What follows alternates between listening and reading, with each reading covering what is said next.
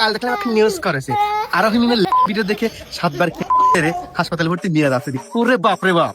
আরোহী মিমের গোপন ভিডিওটি দেখে এ কি করল মিরাজ আফ্রিদি? দর্শক, আমাদের সবার প্রিয় আনোয়ার টিভি মিরাজ আফ্রিদিকে নিয়ে একই নিউজ করলো। এটা দেখে মিরাজ আফ্রিদি কি বলল চলুন দেখি।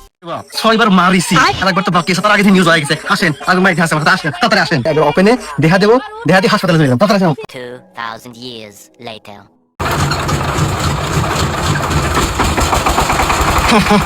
দেখি স্যার হ্যান্ডেল মারিয়ে দিলে।